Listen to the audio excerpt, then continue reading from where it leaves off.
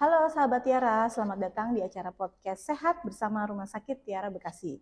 Bersama saya Reni, kami akan menyajikan seputar kesehatan sahabat Tiara semua. Kali ini kita akan bersama Dr. Listianingsih Dwi, spesialis neurologi dari Rumah Sakit Tiara Bekasi. Kita akan membahas mengenai stroke pada usia produktif. Sebelumnya kita sapa dulu Dr. Lis yang telah hadir di tengah-tengah kita. Halo Dr. Lis.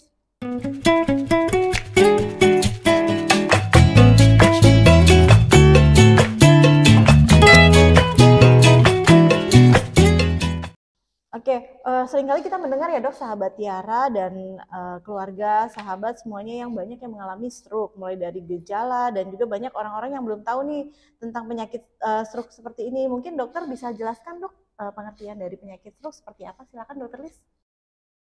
Ya, terima kasih untuk pertanyaannya. Mungkin pertama-tama saya mau bicara dulu ya.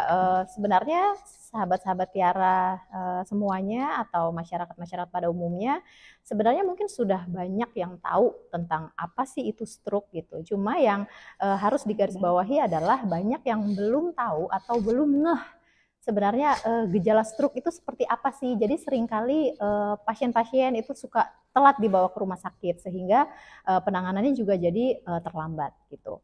Nah, untuk definisi stroke-nya sendiri adalah suatu tanda atau gejala-gejala kelainan fungsi neurologis baik vokal maupun global yang berkembang sangat cepat dan berlangsung lebih dari 24 jam, kemudian dapat menyebabkan kematian dan tidak disebabkan penyebab lain kecuali kelainan pembuluh darah. Nah, yang penting di sini kita akan membahas mengenai stroke usia produktif. Nah, sebenarnya usia produktif itu apa sih gitu? Definisi dari usia produktif sendiri itu adalah usia di mana seorang pasien ya itu masih bisa bekerja secara produktif atau menghasilkan jasa ataupun barang yang dapat diproduksi gitu. Nah, rentang dari usia produktif sendiri menurut WHO itu sekitar usia 15 sampai 64 tahun. Nah, di usia segitu dianggap pasien-pasien masih dapat bekerja secara produktif. Untuk itu penting sekali kita membahas stroke di usia produktif. Dokter, selanjutnya bagaimana dok presentasi stroke di usia muda? Bisa dijelaskan dok? Jadi sesungguhnya stroke itu bisa terjadi di semua rentang usia. Jadi nggak harus pasien-pasien usia tua yang terjadi stroke, tapi anak-anak juga bisa terjadi stroke gitu. Nah, untuk persentasenya sendiri memang lebih kecil dibandingkan dengan usia tua. Jadi kalau menurut penelitian, rentang usia dari usia 15 sampai 24 tahun itu sekitar 0,6%. Di usia 25 tahun sampai 34 tahun itu sekitar 1,7%. Sedangkan di atas itu usia 35 tahun sampai 44 tahun itu rentangnya juga masih kecil, persentasenya sekitar 3,7%. Nah, di atas itu sudah mulai besar tuh persentasenya. Jadi usia 45 sampai 54 tahun itu sekitar 14,2%. Di atas itu usia 55 tahun sampai 65 tahun itu sekitar 32%. Dari usia 65 tahun sampai 74 tahun itu sekitar 45%. Nah, yang paling tinggi adalah memang di atas usia 75 tahun, yaitu sekitar 50%. Ya, oke. Dokter, lalu bagaimana dok, faktor apa saja dok resiko yang mempengaruhi ini di usia muda? Ya, untuk faktor resikonya sendiri sebenarnya tidak jauh beda dengan stroke pada usia tua. Jadi faktor resiko itu ada dua ya, faktor resiko yang tidak dapat dimodifikasi dan faktor resiko yang bisa dimodifikasi. Nah, faktor resiko yang tidak dapat dimodifikasi itu contohnya seperti jenis kelamin, kemudian adanya riwayat keluarga. Sebenarnya bukan stroke itu suatu keturunan, tapi memang faktor-faktor resikonya itu yang diturunkan, misalnya seperti penyakit diabetes atau hipertensi. Nah, itu yang sebenarnya sulit dimodifikasi apabila memang kita memiliki riwayat keluarga yang memiliki faktor resiko tersebut. Kemudian usia juga tidak bisa dimodifikasi, tapi faktor resiko yang bisa dimodifikasi itu jauh lebih banyak. Contohnya penyakit jantung, kemudian hipertensi, diabetes mellitus, kemudian jarang berolahraga, hiperkolesterol, kemudian asam urat yang tinggi, merokok, atau makan makanan yang tidak sehat. Apa saja sih dok penyebab stroke di usia muda dok? Sebelumnya mungkin saya mau menjelaskan dulu ya jenis-jenis stroke.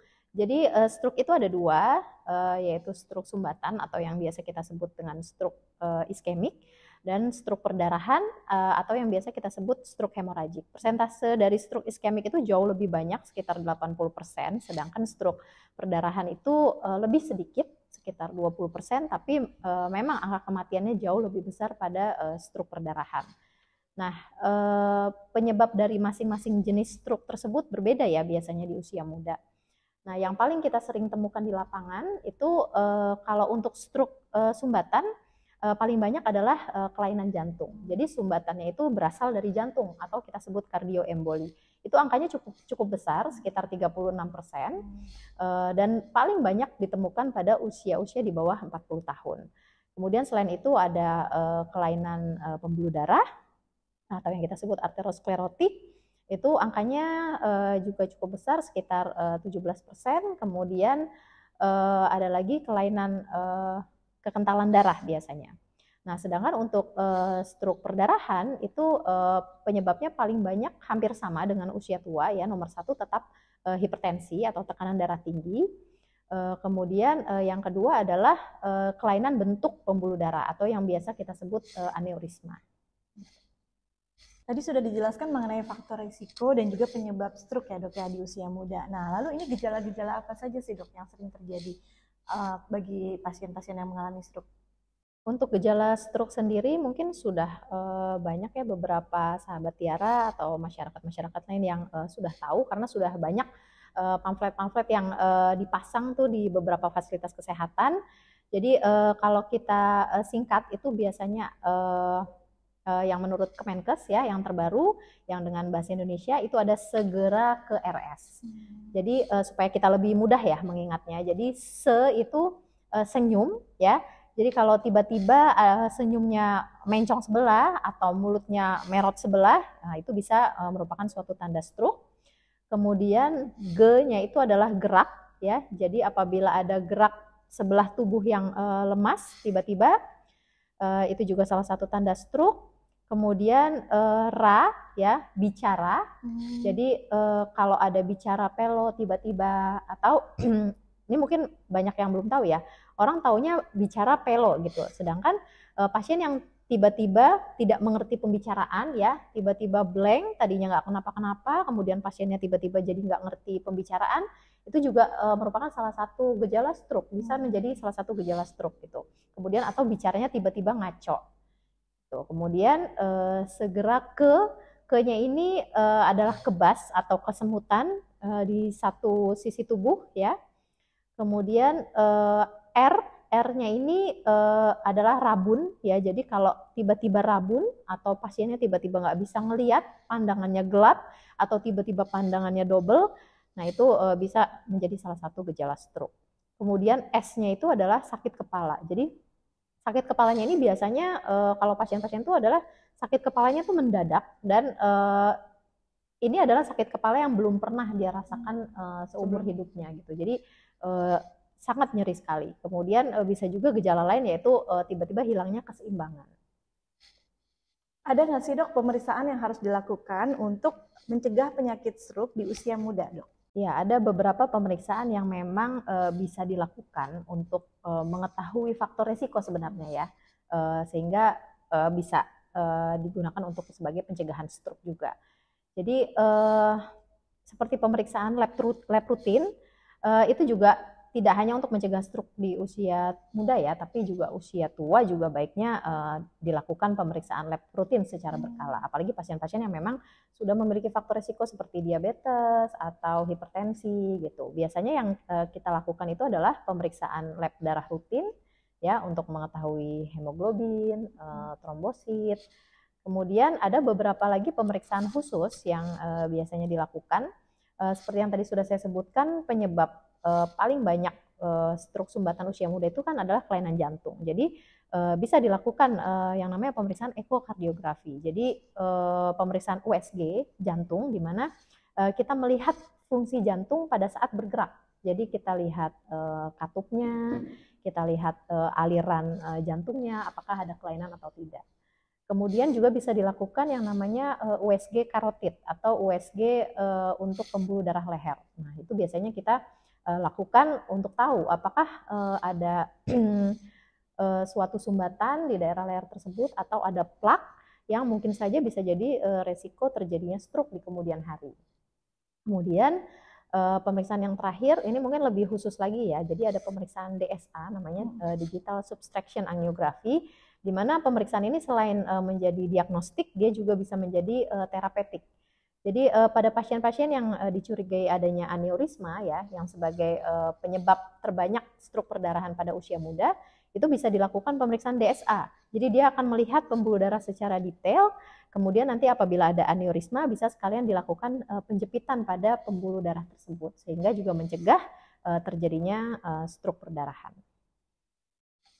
Terakhir ya dok, mohon diberikan tips nih dari dokter Liz agar sahabat Tiara terhindar dari penyakit stroke. Ya, mungkin sedikit tips saja. Jadi sebenarnya poin-poin yang paling penting dari yang sudah kita bahas sebelumnya adalah pencegahan. Jadi bayangkan pasien dengan usia produktif, kemudian dia terkena stroke, itu kan bukan hanya pasiennya saja yang terkena dampaknya gitu, tapi orang-orang di sekitarnya yang menggantungkan hidupnya kepada pasien tersebut pasti akan terkena dampaknya, entah itu istrinya atau anaknya gitu. Jadi yang paling penting adalah pencegahannya. Stroke itu sangat amat bisa dicegah ya, terutama faktor risiko yang bisa dimodifikasi itu bisa dicegah.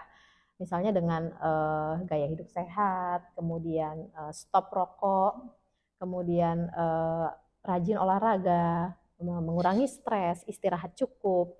Dan apabila memang sudah memiliki faktor risiko seperti hipertensi, maka kurangi konsumsi garam, kemudian minum obat secara teratur dan kontrol secara teratur. Begitu juga apabila sudah memiliki penyakit seperti diabetes gitu, harus rutin minum obat dan rutin kontrol. Nah, dan mungkin sedikit tips juga apabila ada keluarga atau mungkin tetangga lingkungan sekitar yang kira-kira nih ini sepertinya punya gejala stroke nih, maka harus cepat langsung dibawa ke rumah sakit gitu, karena semakin cepat dibawa ke rumah sakit maka penanganannya akan lebih tepat, akan lebih cepat, dan kecacatan yang terjadi juga akan lebih sedikit, dan angka kematian juga akan lebih berkurang. Liz, terima kasih banyak ya dok sudah menyempatkan waktunya dok di hari ini di podcast ini. Semoga ilmu yang dokter tadi sampaikan dapat bermanfaat ya dok ya untuk sahabat Tiara. Baik, terima kasih sahabat Tiara sudah menyaksikan podcast hari ini. Sampai jumpa di podcast berikutnya. Wassalamualaikum warahmatullahi wabarakatuh. Salam sehat.